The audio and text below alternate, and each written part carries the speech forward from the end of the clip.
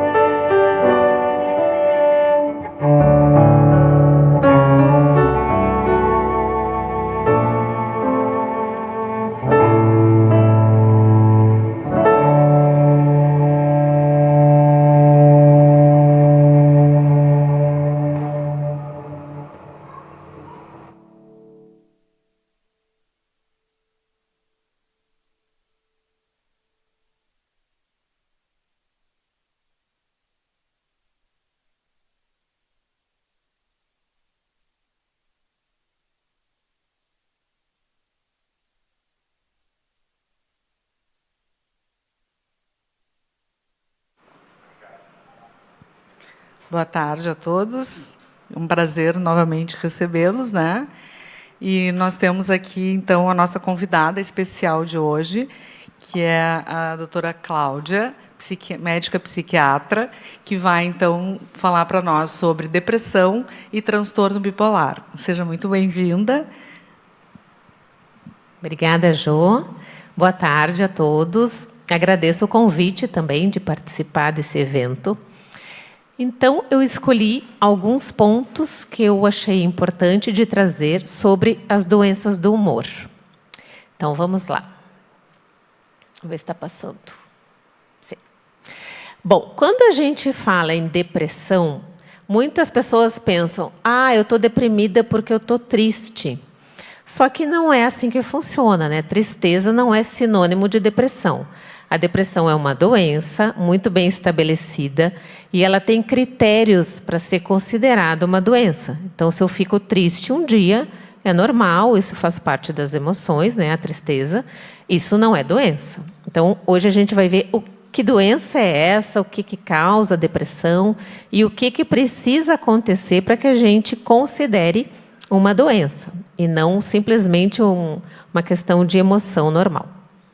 Então, a característica assim, principal é ter o humor triste ou deprimido na maior parte dos dias, por pelo menos 2 semanas, às vezes alguns critérios diagnósticos já comentam sobre 30 dias, mas pelo menos assim, vários dias consecutivos que a pessoa se sente triste ou deprimida, e mais 4, pelo menos, dos outros critérios, que a gente também vai falar um pouquinho.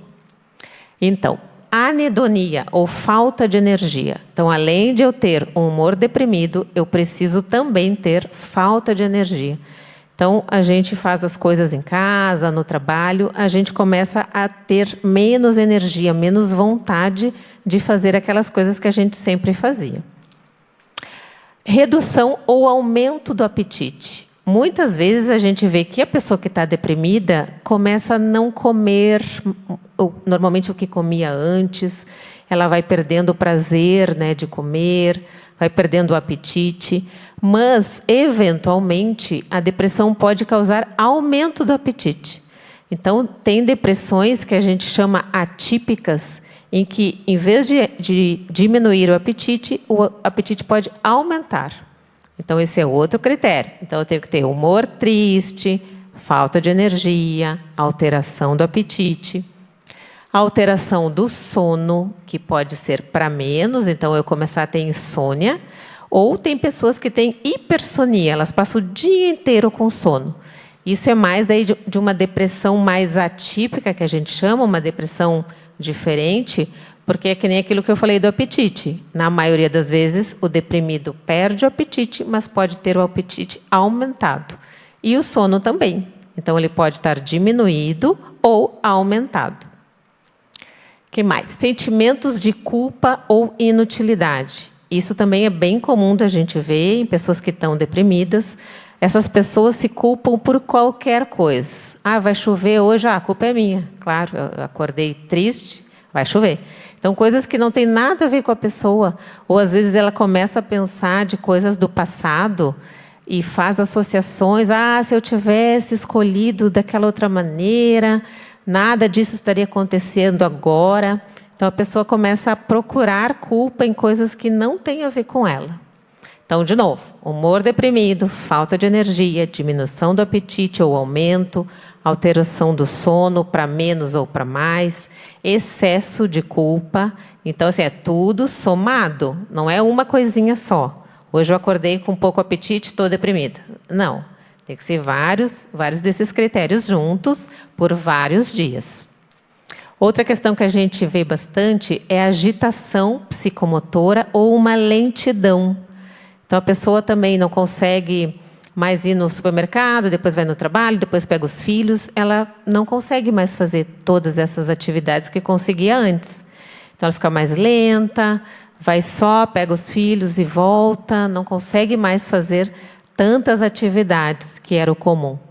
E, outras vezes, a gente pode ver uma agitação psicomotora. Então, a pessoa sente uma inquietação por dentro. Às vezes ela não consegue parar quieta, senta, daqui a pouco já quer fazer outra coisa, já levanta, não consegue ficar, né, num lugar fazendo determinada coisa. Então, de novo, a soma desses critérios e mais o humor triste, né, por vários dias, aí a gente começa a pensar, então, no quadro de depressão. Pode ter pensamentos de morte ou até ideias suicidas. O que é pensamento de morte? Bom, eu estou lá triste, estou com aqueles vários sintomas que a gente viu e estou pensando que a vida não vale a pena, que eu não precisaria mais estar viva, que eu podia morrer. Isso é pensamento de morte. Ideação suicida é quando a gente começa a, daqui a pouco, achar que, bom, eu até poderia me matar, começa a pensar em como fazer isso. Aí é um estado bem grave, né, da doença, que precisa uma ação imediata, é uma situação de emergência que a gente precisa, então, cuidar muito dessa pessoa e muito ligeiro, tá? Prejuízo da concentração. Então, essa pessoa que está deprimida começa ela lê um parágrafo de um livro, quando acaba o parágrafo, ela não sabe o que leu. Claro que tem pessoas que têm também alteração da concentração por outras questões, por déficit de atenção, ou porque estão muito ansiosas. Então, a gente faz, né, essa lista com a pessoa, tu tem isso, tu sente aquilo, essa soma que vai fazer a gente pensar no quadro. E baixa autoestima também é um critério, né? A pessoa se acha defeituosa, ela acha que ela é inferior aos outros, que ela não tem o mesmo valor que os outros. Então, todos esses sintomas fecham o quadro dessa doença, depressão. Depressão não é frescura. Tem gente que diz, é frescura, levanta, vai tomar banho, sai, que melhora. Isso até pode ser, às vezes a gente está meio desanimado, pode ser que a gente passeando melhore, mas aí não é a doença, a depressão, tá? E esses critérios a gente pega do DSM ou do CID, que são códigos internacionais que têm lá os critérios das doenças. Porque senão eu poderia achar que depressão é uma coisa, a doutora Mireia poderia achar que depressão é outra coisa, cada psiquiatra achando o que quiser. Então, tem esses códigos com os critérios para que todos os médicos de todo o mundo pensem de maneira parecida sobre as doenças. Qual é a prevalência ao longo da vida, então? Então, vários estudos mostram que em torno de 5% até 17%, numa média de 10%, 12% das pessoas vão ter depressão ao longo da vida. É um número bem grande, se a gente pensar, né, em população mundial. As mulheres têm mais depressão que os homens, 2 mulheres para cada um homem. Por quê? Bom, pode ser por questões biológicas, como alteração hormonal, né? Nós, mulheres, sofremos muito mais alterações hormonais quando a gente inicia a menstruação, na época do parto, pós-parto, na época da menopausa. Então, pode ser por isso.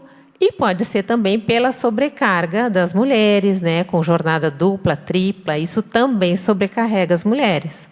Então, tem várias questões envolvidas, né, tanto biológicas como sociais, ambientais. As causas são várias. A gente não pode dizer assim também, fulano está deprimido porque aconteceu tal coisa. Não quer dizer. Pode ser que aquela mesma situação acontecesse com outra pessoa e a pessoa não ficaria deprimida. Então, não é assim linear, né? Aconteceu isso, vai ficar deprimido.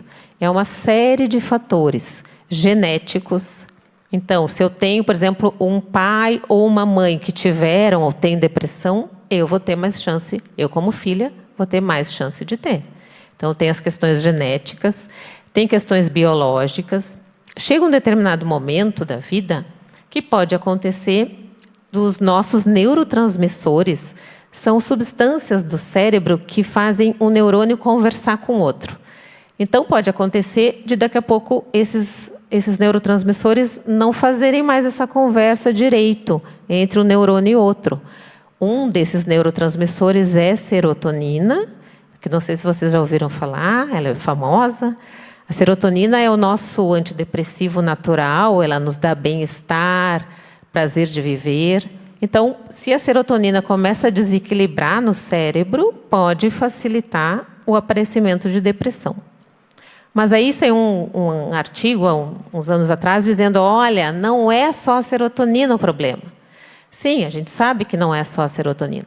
A serotonina está envolvida, a dopamina, a noradrenalina, componentes inflamatórios. Então, tem uma série de questões biológicas que desequilibram no cérebro e propiciam aparecer essa doença. Tá bom? Que mais? Por exemplo, questões psicológicas. Se eu tenho um emprego e estou bem, pago as minhas contas, sustento a minha família, daqui a pouco eu perco esse emprego. Isso pode fazer com que eu comece a ficar triste, daqui a pouco eu começo a alterar o sono, o apetite e desenvolva um quadro de depressão. Então, se soma, né, uma facilidade, às vezes, genética, um problema no ambiente, ali, um desemprego, eu já começo a me sentir desamparada, tem a ver também com o meu temperamento, né, o jeito com que eu olho os eventos da vida também vão influenciar se eu vou ter depressão ou não, ou facilitar a depressão, né? Pessoas que são muito isoladas. Um outro critério também, acho que eu não comentei ali, é isolamento social. A pessoa que está deprimida começa a se isolar. Ela começa a não querer mais ficar perto dos amigos, da família. Ela começa a inventar desculpa para não ir em reuniões, encontros, né? Então, se eu eu perco o emprego, começo a me isolar, começo a achar que o mundo, então, não vai ter saída, daqui a pouco eu posso deprimir.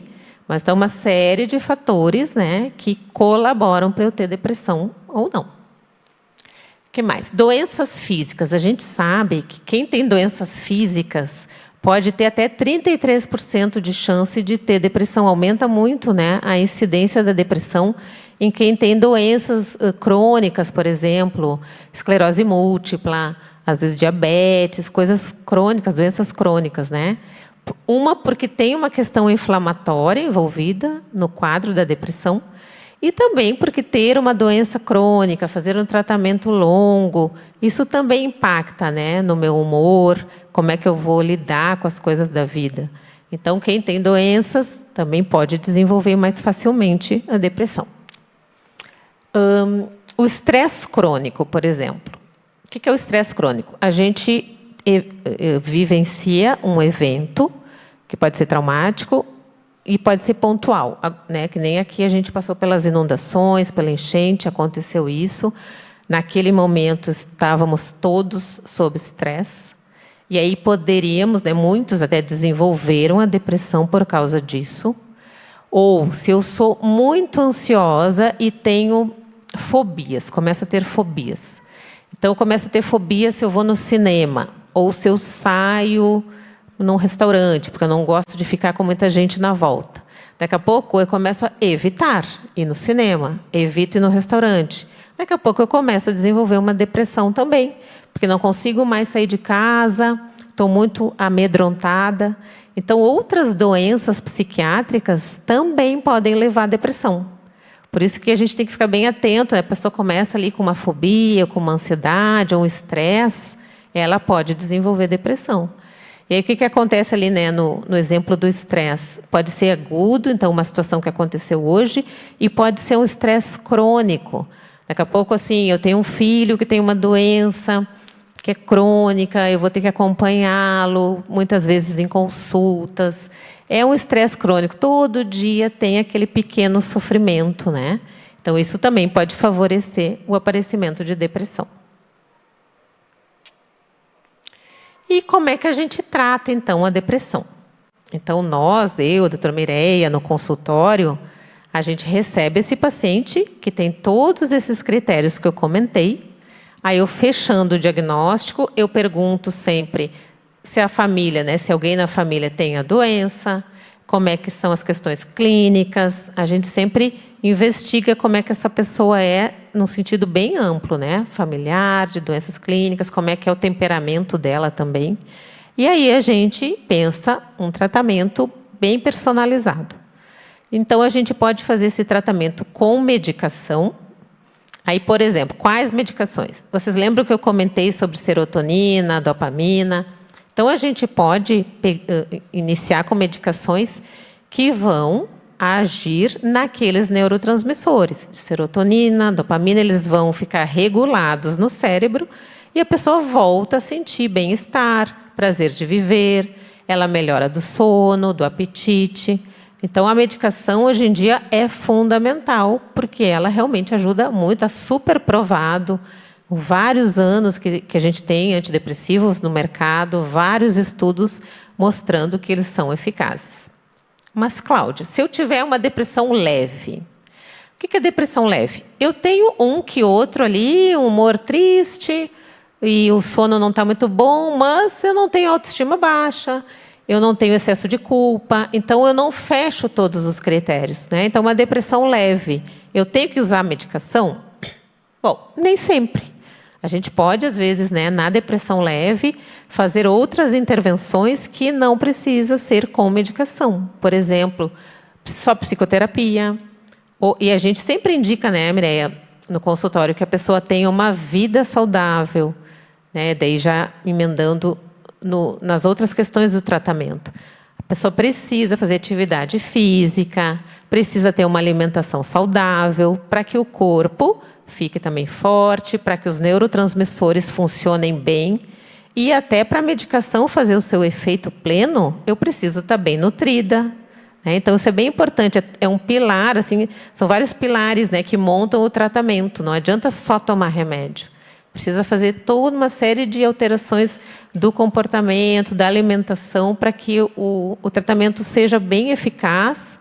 E a gente, às vezes, os pacientes perguntam, se eu me tratar, eu nunca mais vou ter depressão? Também uma resposta assim, que é complexa. A gente não pode dizer, não, tu nunca mais vai ter. Não tem como falar isso, né? A pessoa que teve uma vez um episódio depressivo, ela tem mais chance de ter novos episódios. Mas, outras, pode ser que ela não tenha mais. Então, ela faz o tratamento bem direitinho. Ali pode ser 8 meses, 1 ano, se ela teve a primeira vez na vida. Faz o tratamento, muda a alimentação, faz psicoterapia, começa a se conhecer melhor, faz uso da medicação, e se ela ficar bem, a gente pode começar a tirar, e daqui a pouco essa pessoa não tem mais. Só que tem outras pessoas que vão ter de novo, aí a gente tem que usar mais tempo o tratamento medicamentoso. Enfim, pode ser uma doença crônica ou não. A gente vai ter que avaliar e ir acompanhando essa pessoa. O que mais? Uma coisa bem importante, que é o que a gente vê aqui, por exemplo, né, que é o suporte social e familiar. A gente sabe que é muito importante que os pacientes que estão com depressão, ou para a gente evitar ter depressão, o suporte social, que pode ser encontrado na comunidade da igreja, umas pessoas ajudando as outras. Esse movimento ele traz um sentimento de pertencimento. Eu pertenço a esse grupo, eu sei que esse grupo vai me ajudar se eu precisar. Eu posso ajudar outras pessoas ali também. Então, essa sensação, né, de que a gente é importante e de que a gente pode receber ajuda, isso é muito bom também para tratar a depressão e para evitar que a gente tenha. Então, assim, ficar muito isolado, não querer conviver com ninguém, isso pode favorecer o aparecimento de depressão. É importante também o apoio da família. Então, também os pacientes que nos procuram, a gente sempre faz um contato com a família. Se a pessoa está em risco, né, de vida, a gente precisa acionar a família. Essa pessoa precisa ter apoio, né, até para ajudar no tratamento, a ver como é que está com a medicação. Às vezes, se a pessoa está pensando em morte, o suicídio, a gente pede para os familiares cuidarem da medicação, pelo menos nos primeiros momentos, nos primeiros dias. Então, a gente precisa de suporte, tanto para tratar, como para evitar ter depressão. Tá? Depois, então, a gente faz as perguntas, né? Aí, um momento com a Mireia.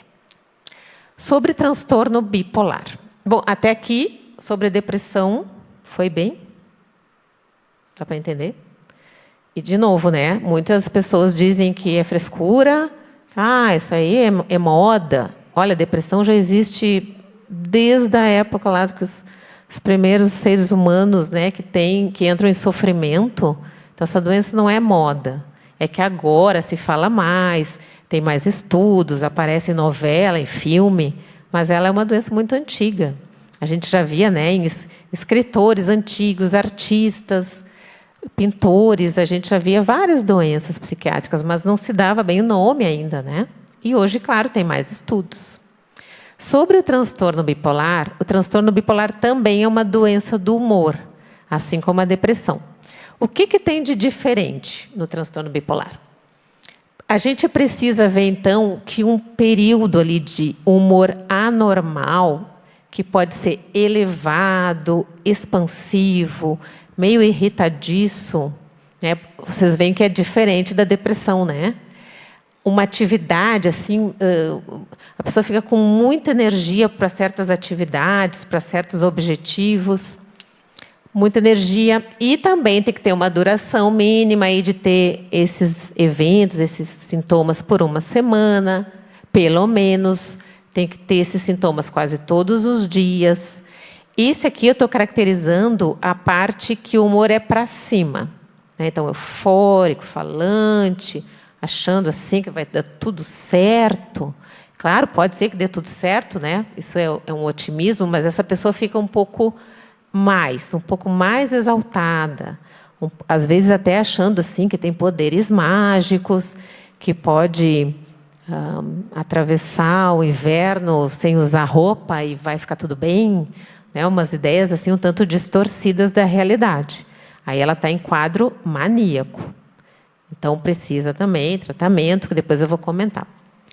E tem períodos, então, que essa pessoa pode estar para baixo. Então, eu não repeti aqui, mas pode ter todos os critérios que eu mostrei para a depressão, essa pessoa pode ter também. Então, ela pode estar em períodos para cima e períodos com humor bem para baixo. Normalmente, elas vão nos buscar, né, Mireia, quando elas estão para baixo. Quando elas estão com o humor bem para cima, elas se sentem ótimas, está tudo maravilhoso, elas não buscam tratamento. Então, normalmente, a gente vê muitas pessoas quando elas estão no período depressivo. E o que mais que a gente vê dessa pessoa, então, que está muito exaltada, muito grandiosa, né? Então, a autoestima está lá em cima, ela acha assim, que ela é superior aos outros, fica uma pessoa meio arrogante, achando que todo mundo é burro, só ela que entende as coisas. Uma redução do sono. Então, essa pessoa passa a dormir 4 horas, 3 horas e se sente ótima. Está cheia de energia. Isso não é saudável, né, gente? Tem alguma coisa errada aí.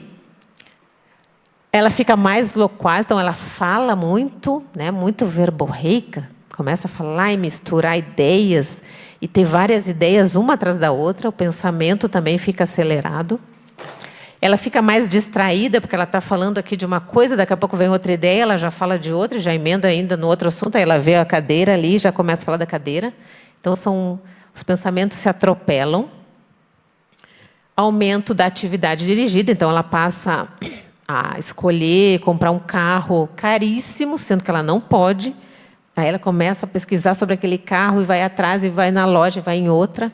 Então, ela concentra muita atividade, né? Muita energia nessa atividade. Ela também se envolve em situações que ela pode estar correndo risco. Essa pessoa não avalia direito que, por exemplo, se ela usar drogas numa festa e sair dirigindo, ela pode fazer mal para ela e para outras pessoas. Ela acha que não, que vai dar tudo certo, que não tem problema nenhum. Então, é uma pessoa que não avalia direito, né, os riscos que está correndo. Então, quando a pessoa está nessa fase, a gente chama que está na fase ou maníaca, que muitas vezes precisa até internar, ou está na fase hipomaníaca, que é um pouquinho menos do que a mania franca, que a pessoa perde a noção da realidade. Pode estar um pouquinho menos, hipomaníaca só, mas está com todos esses critérios na maior parte dos dias, por pelo menos uma semana, às vezes 2 semanas, e pode ser que, então, outros períodos ela vai estar para baixo. Até é bem comum, aqui eu coloquei sobre compras, né? É bem comum também a gente ver essas pessoas que vão lá na internet, compram horrores de coisas caras, às vezes que elas não podem pagar, e depois, quando o humor dá uma baixadinha, aí elas veem o estrago que fizeram com aquela compra, aí ficam endividadas. Então, também é uma pergunta que a gente sempre faz, né, para a pessoa no consultório, como é que ela é com as suas finanças, se ela tem esses ataques assim de compras, né? As causas, então, do transtorno bipolar. Assim como a depressão, ela também tem uma herdabilidade. Então, se eu tenho o pai ou a mãe com transtorno bipolar, eu vou ter mais chance de ter também. Eu e os meus irmãos, os filhos desse casal, né? Se eu tenho, então, pai e mãe com transtorno bipolar, aí eu vou ter mais chance ainda de desenvolver a doença. E o que acontece? Estão pesquisando e estão vendo que podem ter alterações funcionais do cérebro e, às vezes, até tamanhos de estruturas cerebrais. Então, assim, são estudos que ainda estão sendo feitos, mas como se o cérebro não funcionasse muito bem em determinadas áreas. Às vezes, até não aparece no exame, né? Doutor Mirege, se a gente pede o exame para essa pessoa, uma tomografia na cabeça, do cérebro, não vai aparecer alteração. Mas pode ser que o funcionamento cerebral esteja alterado. Isso é uma questão que estão comprovando cada vez mais. Os neurotransmissores também, aqueles que a gente comentou, serotonina, dopamina, sistema GABA, tem vários neurotransmissores que estão envolvidos também nas alterações do transtorno bipolar.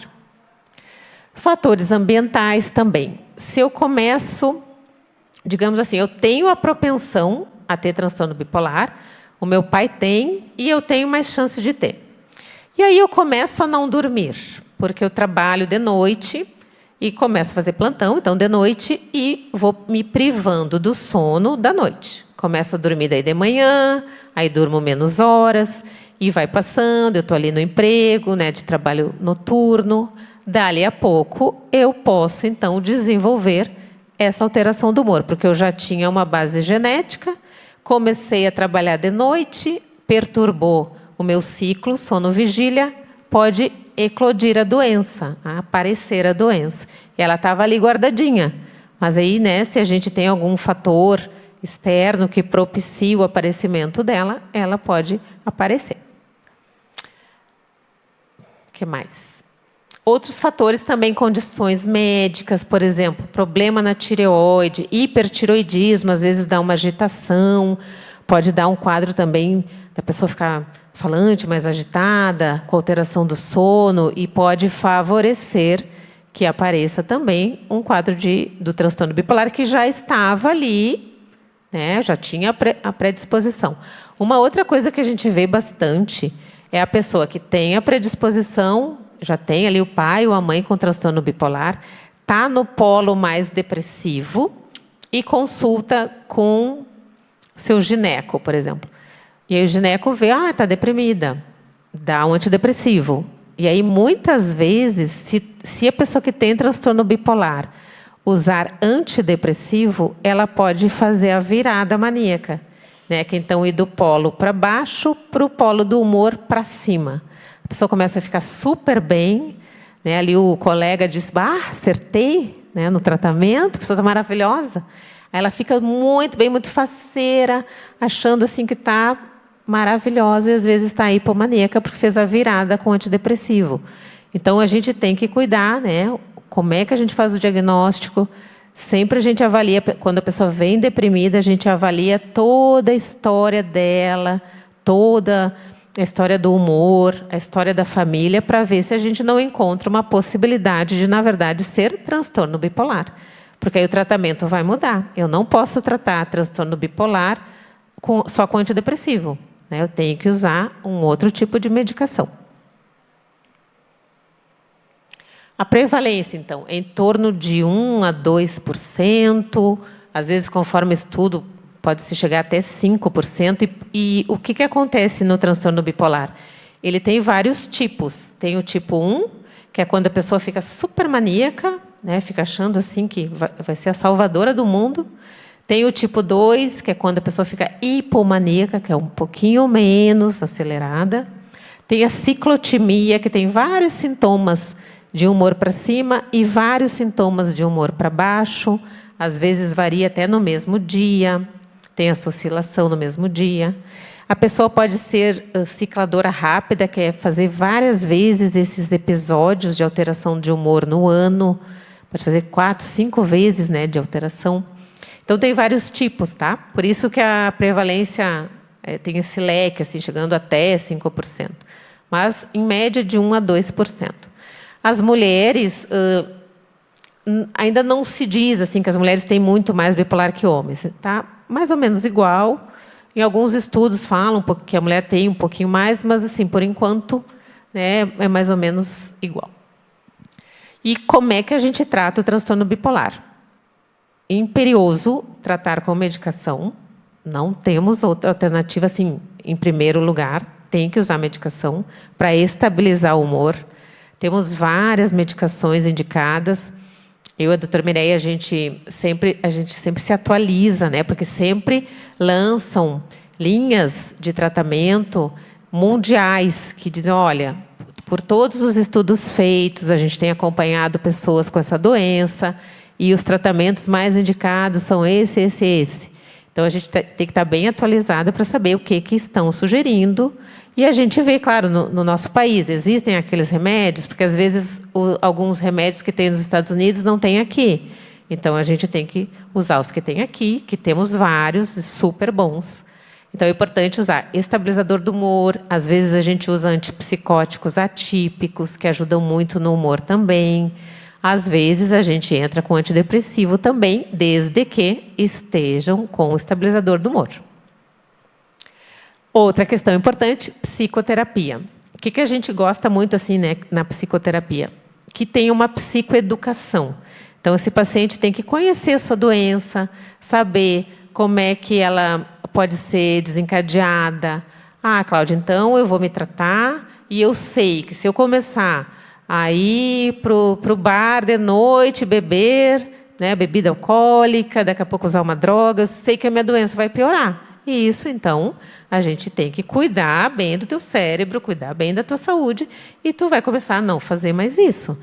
Né? De que outras maneiras tu consegue sentir prazer, tu consegue te divertir, que não seja usando bebida alcoólica. Então, isso a gente vai construindo com o paciente. Né? É importante a psicoterapia ser também com essa ideia de autoconhecimento e que a pessoa saiba da sua doença, saiba o que piora a doença e o que favorece, o que faz ela se sentir melhor. E também, como na depressão, a gente indica um estilo de vida saudável, né, que é com exercício físico regular, uma alimentação saudável e também aquilo que a gente comentou sobre o suporte social e familiar. Também é importante, que muitas vezes, né, nas comunidades em que a gente comunga de uma crença religiosa ou de algum interesse em comum, essas comunidades dão muito apoio, né, para as pessoas, tanto para as que precisam, ou também aquela pessoa que tem depressão, que tem transtorno bipolar, pode ajudar muitas pessoas também, inclusive com a sua experiência, às vezes, né, de ter passado muitos anos sem se tratar e agora ela está se tratando, ela pode ajudar muito a comunidade, né, trazendo a sua experiência. Então, esse suporte social é muito importante para todos os tipos de tratamento psiquiátrico, né? Não só para doenças do humor. Então, acho que era isso. Eu acho que a gente pode agora fazer uma troca de perguntas. Quer pegar aqui? Ah, tu tem.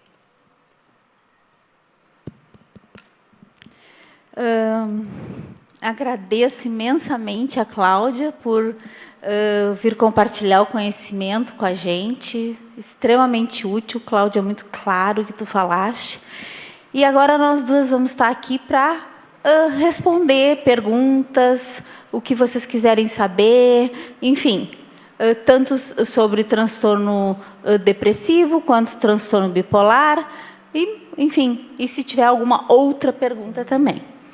Cláudia, eu vou começar com as perguntas. Me diz uma coisa. Às vezes, o transtorno bipolar como a pessoa ela passa muito tempo nesse período em que ela se sente bem, se sente o máximo, acha que pode fazer as coisas, né?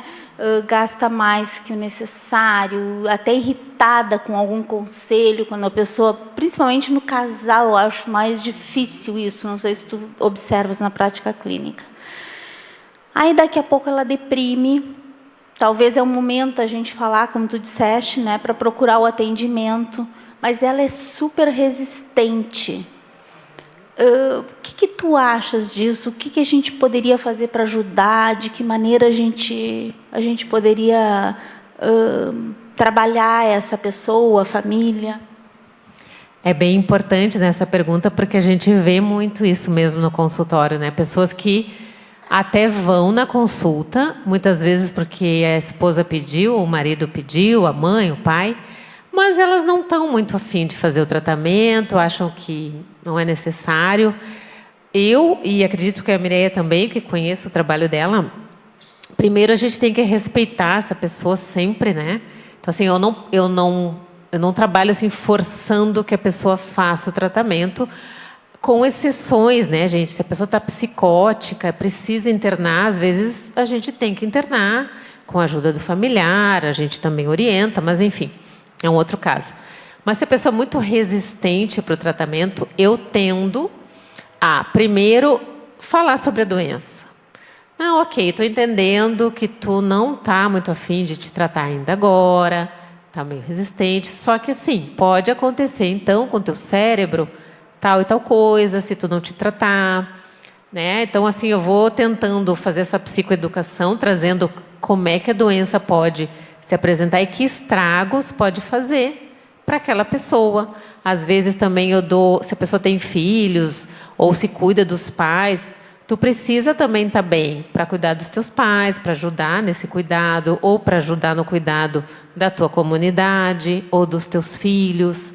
Então, né, eu vou indo assim, tentando cativar a pessoa para que ela entenda a importância de se tratar. Às vezes funciona. Sim, eu concordo. Fazer aliança terapêutica, né? Às vezes é o mais importante. Outra questão é também, quando a família é um pouquinho maior, ou tem algumas pessoas que entendem dos sintomas e outras não, ou entendem da doença, tem alguns membros que a gente pode, né, chamar para ajudar, que aquela pessoa confia na opinião.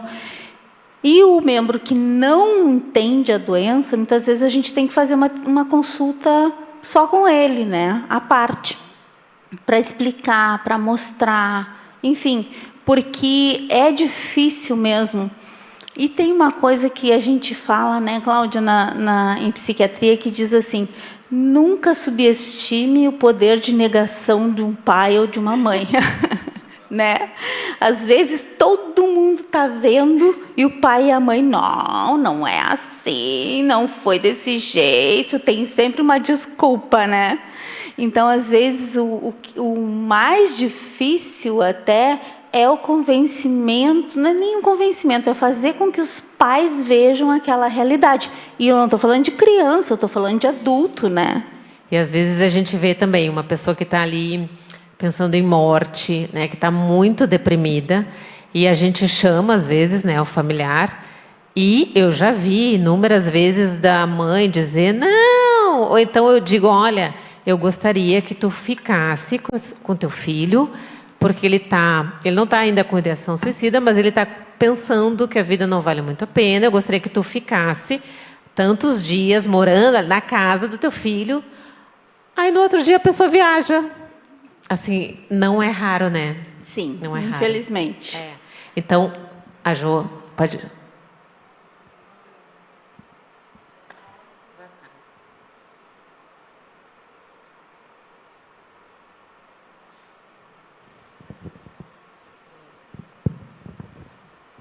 Boa tarde.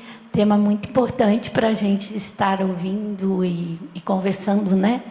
Você falou, Cláudia, doutora Cláudia, algo muito importante, que é sobre o processo inflamatório, né?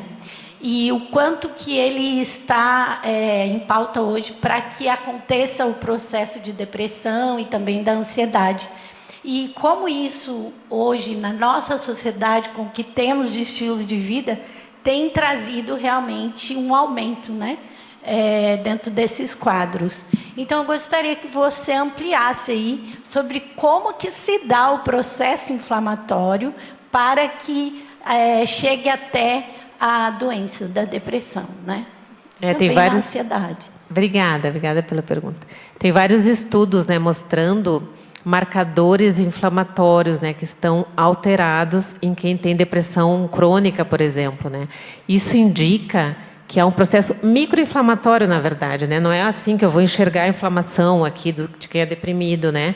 É um processo microinflamatório, favorecendo, por exemplo, que quem tem uma depressão crônica, os vasinhos, né, que carregam o sangue estão mais inflamadinhos, né, mas assim, microscopicamente, favorecendo, dali a pouco, um infarto. Mas, só assim, Cláudia, só eu ser deprimida já vou infartar? Não, não é isso. Ser deprimido, ter uma má alimentação, sedentarismo, né, comer coisas assim, essas coisas microprocessadas, não dormir bem, isso tudo favorece, então, essa microinflamação. Então, já se sabe, já dá para, em pesquisas, né, fazem muito essa coleta, né, e verificação de marcadores inflamatórios. A gente não pede assim no consultório muito, né, comumente esse tipo de exame, mas em pesquisas se faz o uso, né, a verificação desses marcadores inflamatórios, e em várias pessoas com depressão, principalmente depressões crônicas, eles realmente estão aumentados, né, esses marcadores. Então, a gente pensa que pode ser uma das causas de daqui a pouco ter mais doenças cardiovasculares, né, enfim. Uma coisa que eu gostaria de complementar é que, para mim, é muito importante essa pergunta, porque mostra que um organismo inflamado, do ponto de vista microscópico, não com uma inflamação que a gente cortou, tem uma inflamação, bateu o joelho, não. Mas uma inflamação mais a nível sistêmico, ela pode desencadear uma diabetes, né? Uma patologia cardíaca, uma hipertensão arterial e estar envolvida em patologias psiquiátricas. Por quê? Porque o cérebro é um órgão. Ele não é diferente do pâncreas, ele não é diferente do sistema circulatório, não é diferente do fígado. Então, isso também afeta. Só que o cérebro, ao invés de a gente ter uma glicemia lá que mostra que a gente está mal, ter um esfigmomanômetro que mostra que a nossa pressão está alta, vai manifestar os sintomas através dos nossos sentimentos. Por isso que é importante a gente prestar atenção naquilo que a gente sente, como a gente está agindo, porque como as doenças, diabetes, hipertensão, a gente pode também, as doenças emocionais, psiquiátricas, a gente pode pegar no início. E quanto antes a gente pega, mais fácil é desse paciente se beneficiar com o tratamento. Eu já contei aqui, a Cláudia sabe também desse estudo, tem um estudo que foi feito no qual pegaram pacientes na CTI, em sepse, ou seja, não é nem inflamação, pacientes em estado de infecção total. Pegaram pacientes deprimidos graves, pegaram pessoas sem depressão e mediram esses fatores inflamatórios. O que aconteceu? A pessoa em depressão, claro que não estava igual quem está na CTI, todo infectado, mas ela estava muito próximo. Muito mais próximos dos pacientes da CTI do que dos pacientes que não tinham nenhum sintoma. Então, é mais uma prova de que, realmente, as alterações psiquiátricas, elas têm manifestações clínicas. E se a gente não trata, quanto mais crônico ficar, mais difícil é o tratamento.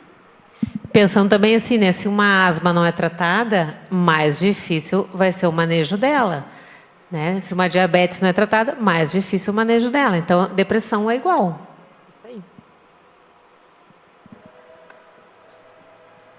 Boa tarde. Doutoras, é o seguinte, para uma pessoa leiga, né, e procura um determinado especialista, porque pelo menos ela sabe que ela está com depressão. Ela sabe que está com uma tristeza que não passa. Só que, na maior parte das vezes, eu estou falando porque realmente eu vivi e vivo essa situação. Não propriamente só comigo, mas com filhos, né? Então, o que acontece? Está com depressão e tal, pum, dá o remédio. Daí, aquele remédio passa um tempo, ele fez um efeito, daí começa a não surtir mais efeito. Em resumo, eu vejo assim, uma falta até de preparo, sabe? Porque ao longo do tempo você vai vendo na pessoa que aquilo não está funcionando muito bem, mas como você é leigo, você não sabe mais o que fazer. Então você falou um ponto aí que eu vi claramente. Por exemplo, eu tenho uma filha que ela tem problema de depressão, ela tem problema de insônia. E às vezes ela está muito bem, daqui a pouco ela está super irritada e tal, e toma um remedinho que a médica deu para ela, a médica psiquiatra, para ela conseguir dormir. E pronto. Só que ela não quer mais continuar tomando remédio para dormir, porque a memória dela está ficando ruim. E aí eu pergunto, o que a gente faz? Porque, por exemplo, se pode ser alguma coisa bipolar, uma outra doença, e que tempo que a gente tem para tentar intervir, ver que, olha, deu, não dá mais. Como que você chega no médico também para você relatar isso? Ótima pergunta também. É bem importante que a gente leve em profissionais, né, sérios, atualizados, para fazer o diagnóstico bem feito, porque às vezes o erro está no diagnóstico. Se eu acho que o meu paciente tem diabetes e dou uma medicação para diabetes e na verdade ele não tem diabetes, é outra doença, eu vou estar, né, talvez proporcionando uma melhora bem pequenininha e daqui a pouco ele não vai ficar bem. Então eu tenho que saber fazer o diagnóstico. Eu e a Mireia, nós temos muitos anos de formada, muitos. Então assim, a gente, claro que a gente tem uma cancha. Pedir o seu contato, tá? Pode ser? Só uma coisinha só, doutora, que eu me lembrei. Por exemplo, no caso tem o problema da tireoide. Então, muitas vezes a gente achou que era o problema da tireoide. O humor está uma gangorra, né? Sim. E aí, aí tem mais isso. Tem mais isso. Então, a gente tem que avaliar o diagnóstico, o comportamento, tudo isso que você está falando, sono, alimentação, e a gente tem que pedir exames para essa pessoa, né? Nós somos médicas, temos que pedir exames para ver como é que está a tireoide, as vitaminas, às vezes hormônios. Então a gente tem que fazer essa avaliação clínica, né? Bem colocado. Porque eu já tive uma paciente que estava com sintomas depressivos, daí eu pedi exames da tireoide e ela estava com hipotireoidismo enorme. E na verdade isso estava causando, ela foi tratada aí com endócrino, né? O hipotireoidismo, ela não teve mais sintomas depressivos. Então, com ela, eu não me precipitei, né? Não dei medicação ainda porque eu desconfiei que pudesse ser da tireoide. Então, tem que ter essa avaliação bem criteriosa. E, claro, quem tem muita cancha, às vezes a gente já consegue fazer o diagnóstico na primeira consulta. Muitas vezes. Outras vezes, se a gente tem dúvida, mesmo a gente que está há anos, né, atendendo, a gente pode, não sei se é isso, vou esperar, vou ver essa pessoa na segunda consulta, vou falar com o familiar. Eu preciso ouvir os familiares, né? Não tem como, às vezes, tratar os pacientes só ouvindo o paciente, porque nem é que o paciente minta, mas às vezes a gente não percebe, né, o nosso próprio comportamento. Então, é bom que nós, psiquiatras, às vezes, a gente converse com outra pessoa da casa para ver como é que está aquela pessoa, ver o que realmente apresenta de comportamento, né? Então, assim, conversar com o familiar é super importante. Ter essa... A gente está atualizada, ter, né, esse faro médico de investigativo, pensar que talvez possa ser uma doença clínica, pensar talvez que outras coisas essa pessoa está apresentando, que possa estar piorando o comportamento dela, isso é bem importante mesmo. E tudo isso que a Cláudia falou, super importante, é essa escuta que a gente tem, né? Porque, às vezes, é um detalhe que o paciente fala. Eu digo assim, apesar de eu não cantar, ter uma voz horrorosa, mas eu sinto o paciente como se fosse uma sinfonia, que cada palavra que ele diz, a maneira como ele fala, o tom que ele utiliza, isso vai compondo uma música que é única dele. E isso a gente transfere para a neurotransmissão. E baseado nessa transferência para a neurotransmissão, como se fosse um tradutor, a gente consegue, muitas vezes, buscar uma medicação que é mais adequada. Agora, eu vou dizer uma coisa. Não é simples, tá? Tem pacientes que a gente leva, mesmo com cancha, com experiência, atualizados, a gente leva anos para deixar esse paciente estável.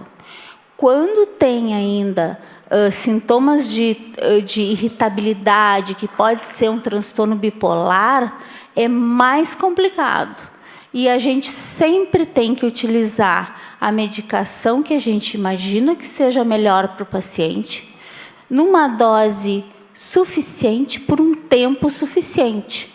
Às vezes, 3 meses depois, a gente dá a medicação, e a medicação ela tem um período em que ela tem que fazer o nível sérico, ou seja, como se teu corpo tivesse que se acostumar com a medicação. Em torno de 3 meses, a gente vê, às vezes, que não deu certo. Claro que, às vezes, é antes, né? Um pouco tempo, 1 mês, no mínimo, a gente tem que ficar com a medicação, e daí vê que não deu certo. Mas, às vezes, quando a gente acha que dá certo, em 3 meses a gente percebe que está errada.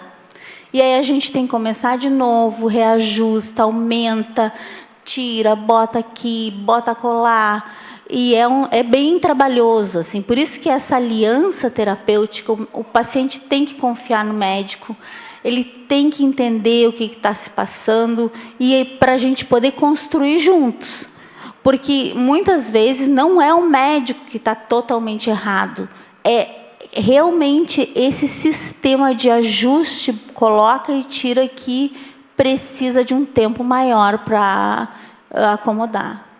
Tem um estudo também que mostrou que em torno de 30%, né, das pessoas com depressão não respondem nem ao primeiro esquema da medicação, nem ao segundo, nem ao terceiro. Tem que, às vezes, leva 4, né, manejos para apresentar uma melhora, né?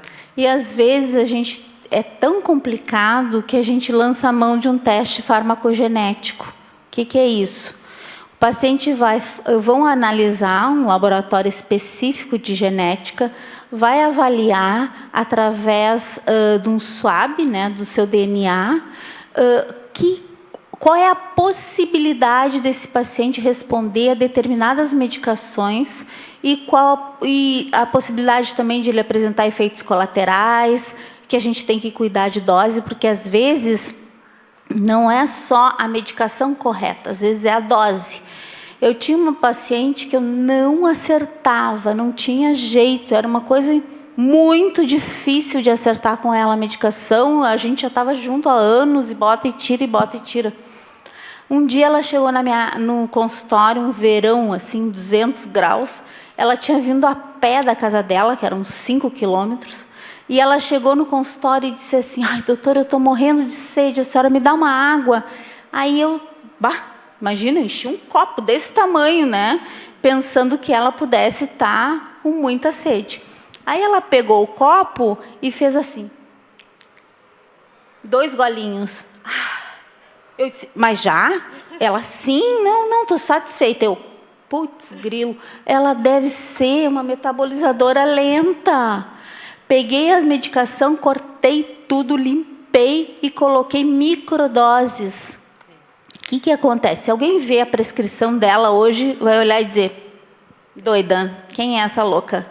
Porque é tudo subdose. Ela usa 3 medicações, mas assim, em doses que não existe na literatura. E ela está super bem. Então, são essas coisas que a gente tem que observar. Às vezes, é um gole d'água que a gente faz um diagnóstico.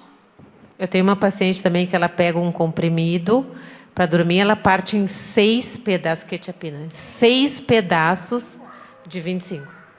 É assim, a menor assim, dose.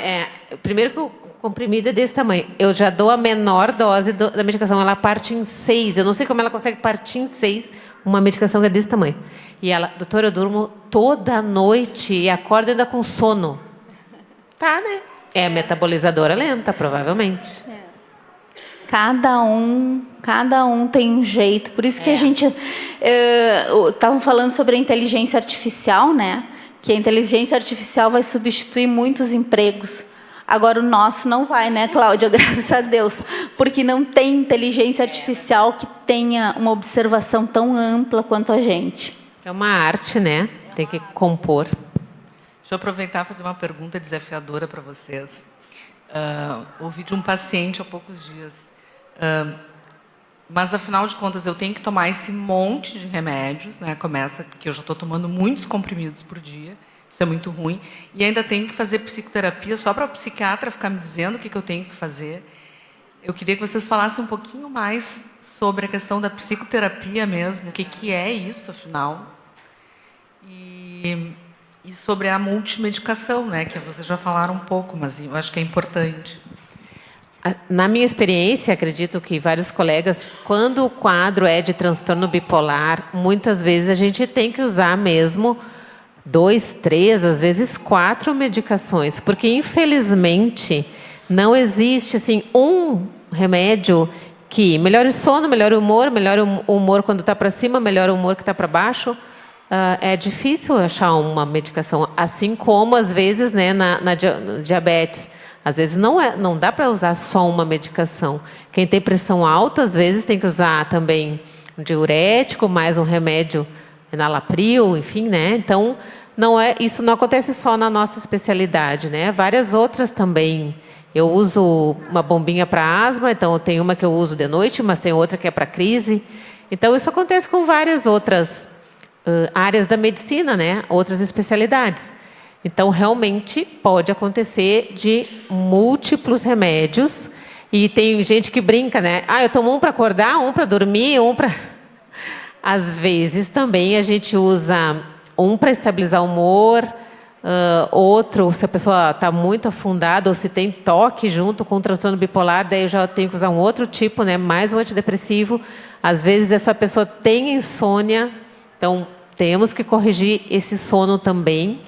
A gente normalmente evita, né, esses hipnóticos que alteram a memória, que viciam. Tem outros que podem ser usados, mas realmente, às vezes é multifarmácia, né, Mira? E a pergunta da psicoterapia. Bom, psicoterapia tem vários estudos mostrando que psicoterapia também muda a química cerebral. Então, não é só remédio que muda a química cerebral.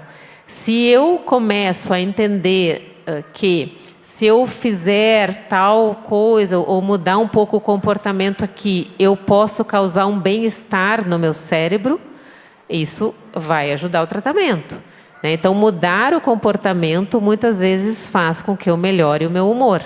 A gente chama uma técnica, né, que é ativação comportamental. Então, o paciente está deprimido, está melhorando um pouquinho porque está tratado, e, mas eu não quero fazer exercício. Tá, mas quem sabe assim, então a gente combina uma caminhadinha de 15 minutos, não precisa ir para a academia. 15 minutos de caminhadinha no sol. Pode ser, vamos fazer? Não quero. Tá, mas né, vamos tentar. Quando ele melhora um pouquinho da energia.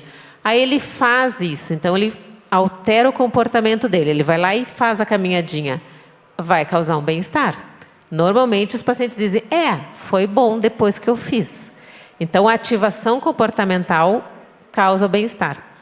Então a gente precisa também na psicoterapia às vezes trazer essas questões, né? De que mudar o comportamento vai te ajudar na doença, entender a doença, entender que daqui a pouco tu pode, melhorando o sono, tu vai melhorar o humor e a tua concentração. Então a gente tem que conversar com o paciente sobre a doença e sobre coisas que ele pode fazer que melhorem. Os estudos mostram que, a medicação está adequado para o tratamento da depressão, do transtorno bipolar. Mas quando tu associas medicação e psicoterapia, tu aumentas muito mais a possibilidade desse paciente ficar bem. Quando tu associas exercício físico, que a Cláudia falou, o exercício físico está diretamente relacionado ao bem-estar de múltiplas patologias, não só psiquiátricas. E quando a gente acrescenta a espiritualidade, que é o quarto pé, a gente tem realmente um paciente que está sendo tratado por inteiro. Então, esses 4 pilares são fundamentais e todos eles mexem na neuroquímica. Todos mexem na neuroquímica. Mais alguma pergunta? Ó, lá tem. Jô.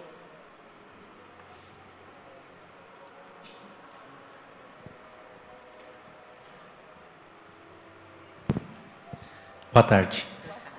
Eu ouvi a irmã falando ali em relação à questão do sono, né? E no meu serviço, meus colegas falam muito sobre isso, que eles não têm sono. O que eu vejo durante o dia? Eles tomam muito café. E muito café, eu digo assim, eles passam o dia todo tomando café. E em um determinado momento, um outro colega meu, há um tempo atrás, dizia que não conseguia dormir, só dormia com remédio. E aí eu conversei com ele, eu não sou médico, não é a minha área. Mas enfim, eu disse assim, cara, dá uma olhadinha a quantidade de café que tu toma e diminui isso. E ele levou a sério isso, diminuiu. E um dia ele chegou e disse assim, não, estou tomando mais remédio para dormir. Eu estou dormindo, eu diminui o café e também estou conseguindo dormir bem. Isso tem a ver ou não tem? Você só tirar essa dúvida. Muito. E bem importante essa questão do sono, porque hoje em dia, né, a gente tem visto muitos problemas de insônia. E o que a gente nota, que a gente sabe, o que os estudos mostram? Se eu passo horas do dia nas telas, isso vai alterar o meu sono, mesmo que não seja as telas só de noite, né? Então, mesmo durante o dia, se eu passo ali muito no celular, iPad, já pode alterar o meu sono. A poluição luminosa, sonora que a gente está vivendo, né, na sociedade moderna, já pode alterar também o ciclo sono-vigília. Então, assim, isso do sono, as pessoas não sabem mais dormir. Eu tenho os pacientes que tomam Zolpidem, não prescrito por mim, e que já vem usando. E o que acontece com o Zolpidem? Toma e apaga em minutos. E eu digo para os pacientes, tu não sabe mais dormir, porque dormir eu me canso durante o dia, eu faço as coisas, as minhas atividades, faço exercício, para que de noite o soninho vem natural. Mas a gente tem que ajudar o sono, né? Não dá para eu ficar com todas as luzes ligadas, a televisão bem alto, escutando, vendo o celular só rolando ali, né, a tela do celular, e achando que o sono vai vir assim como usar Zolpidem. Né? Então está se trocando a ideia do que é dormir, né? Dormir não é simplesmente apagar. Eu tenho que construir esse soninho, né? Ao longo de todo o meu dia, eu cansando o corpo, fazendo coisas, né, com o corpo, com a cabeça, para que de noite eu consiga, o sono venha ao natural. Claro que tem gente que tem doença do sono, assim como qualquer outra doença, né? Eu entrei no climatério, o meu sono já alterou todo por causa de questões hormonais, né? Então, claro que tem pessoas que têm, as mulheres têm mais insônia que homens, né? Em torno de 30%, 40% das mulheres podem ter insônia. Então, por quê? Também talvez a sobrecarga, talvez a questão hormonal, assim, está bem envolvida, né, em várias doenças nas mulheres. Mas dá para a gente fazer mudanças comportamentais e, eventualmente, se precisar usar medicação, tem várias medicações que não são essas, que alteram memória, enfim, que viciam. Mas é bem importante essa questão do sono. O café, especialmente, ele é um psicoestimulante, né? Tem pessoas que... E ele é um psicoestimulante que ele vai causando dependência. Então, a pessoa tem tolerância, ou seja, a pessoa com um shotzinho de café antigamente ficava super alerta, depois precisa uma caneca, depois precisa 3, depois precisa o dia inteiro, e claro que isso acumula. Além do café produzir isso, ele também pode causar crises de pânico, né? Tem uma pessoa que eu conheço que tomou um café mais forte que o habitual e desencadeou uma crise de ansiedade muito grande, beirando a crise do pânico. E até a gente identificar que foi o café, foi por Deus mesmo, porque era bem difícil de saber. E falando, o sono é tão importante, quando a gente percebe, e foi excelente o teu conselho, realmente tem que tirar o café. Quando a gente está tratando de pacientes com transtorno de humor, por exemplo, que é comum essa questão do sono, uma das coisas que a gente investiga é isso, assim, ó, quanto de café que utiliza, quanto de chimarrão que utiliza, quanto de chá preto que utiliza. Às vezes o tratamento não está dando certo, porque justamente ele está usando todo esse componente de psicoestimulante durante o dia. Fora os psicoestimulantes com respeito ao sono. Tentaram mapear as patologias psiquiátricas para saber, assim, enfim, o que elas têm em comum, o que a gente poderia identificar como primeiro sintoma, assim, de pá, tem alguma coisa errada comigo. É o sono. Quando tu começas a ter alteração do sono, e que não é hormonal como nós, mas que tu foste já no gineco, foi em outros, no cardiologista, e tu não está conseguindo dormir, e tá não dorme mais do mesmo jeito, vai no psiquiatra. Não é que ele vai te dar um remédio para dormir, não é isso. Mas ele vai avaliar coisas que tu não estás percebendo e que tem a ver com o sono, porque o sono está diretamente relacionado a todas as patologias psiquiátricas. Todas. Muito bom. Parabéns, meninas. Eu ia falar também sobre além do café ser o psicoestimulante, das outras formas de cafeína que a gente tem no mercado também, né? Então, os energéticos, as bebidas com cola, e isso também pode afetar, né, a nossa forma de dormir.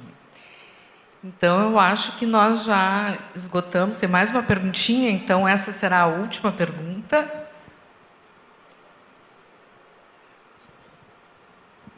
Doutora, eu faço uma perguntinha, traçando um paralelo entre a parte científica e a parte espiritualidade. Quando os médicos que trabalham na parte material, na parte espiritual, eu acredito que tem que haver uma conexão onde o médium ou a médica, ela consegue perceber, além da materialidade, uma situação que outros profissionais talvez não entendam isso aí. Mas eu acredito assim, eu nunca consultei um psicólogo. Cada um tem seus problemas, eu tenho os meus. Mas eu vejo esse lado. Quando a parte material não consegue resolver determinada situação, que passa tempo e mais tempo, e a pessoa sempre está com aquele problema. Então, o que eles procuram? Através de informações, pede para essa pessoa tratar a parte espiritual como se fosse a solução para o problema. Então, minha pergunta, vocês são profissionais que têm uma experiência longa nisso aí. Agora, qual é a conexão que existe entre a parte profissional e a parte espiritual para determinar, encontrar uma solução para um problema de uma pessoa? Existe essa conexão?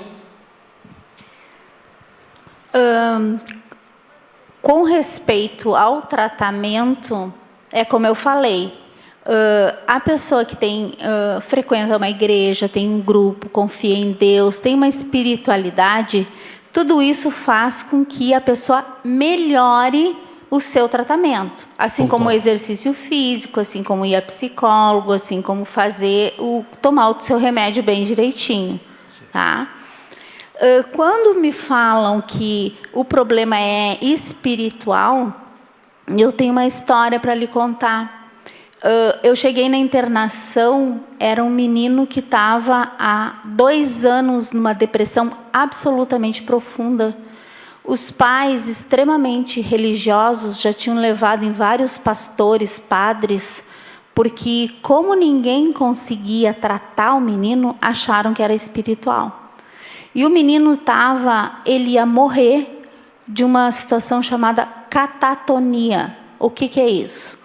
A depressão é tão grave que ele não fazia mais xixi, ele não conseguia mais falar, ele não se movimentava praticamente, ele chegou em cadeiras de rodas na internação psiquiátrica.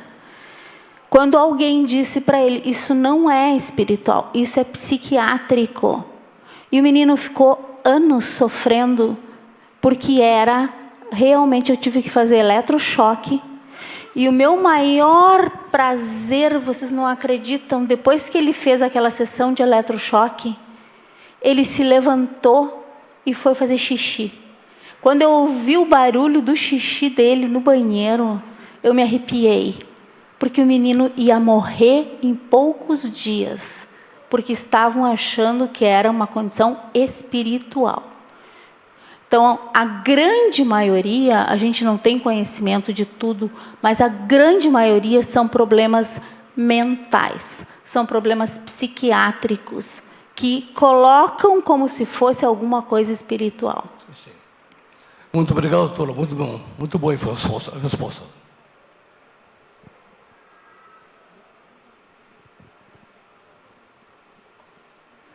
Outra coisa que eu não canso de... Pode vir, João. Eu só vou terminar. Uma coisa que eu não canso de dizer. Termos fé, a gente ter fé, acreditar em Deus, saber que existe um Deus que cuida da gente, que está com a gente e que vai nos orientar em tudo, não significa que a gente não fique doente. Ter sintomas depressivos, ter depressão, ter qualquer ansiedade, qualquer outra doença ou sintoma psiquiátrico não tem nada a ver com fé. Não tem nada a ver com fé. Por quê? Porque se fosse isso, então quem tivesse fé não teria diabetes. Quem tivesse fé não teria pressão alta. Quem tivesse fé não teria problemas hepáticos, não teria câncer, não teria doença nenhuma. Por quê? Porque as doenças psiquiátricas, elas são doenças orgânicas. O cérebro é um órgão. E quando ele fica doente, ele se manifesta através das emoções. E é isso que a gente tem que entender. Quanto mais tu prestares atenção em ti, quanto mais tu prestares atenção em como tu reages, como tu te sentes, de que maneira que tu estás, não é para ficar só pensando em si, mas para te observar, ter crítica do que está acontecendo e também com o teu familiar. Mais rápido procurar atendimento, melhor é. Então, muito obrigada. Vocês foram ótimas. Merecem os aplausos.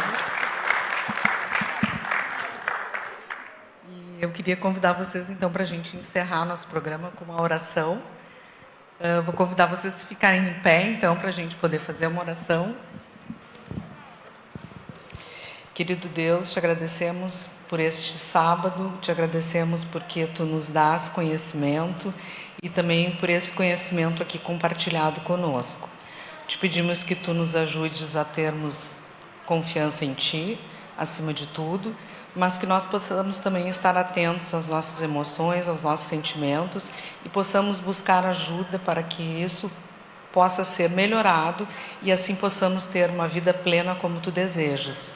Que tu também nos orientes e nos ajudes a melhorar a nossa qualidade de vida, a praticarmos atividade física, a melhorarmos a nossa alimentação. Tudo isso nós precisamos fazer, mas dependemos também da tua graça e do teu poder. Te pedimos tudo isso em nome de Jesus. Amém.